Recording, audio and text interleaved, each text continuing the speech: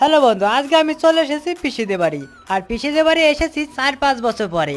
আর এটা হলো পিসিদের বাড়ি। তো পিসিদের বাড়ি এসে শুনেছি যে দাদা নাকি পুকুরে মাছ চাষ করে।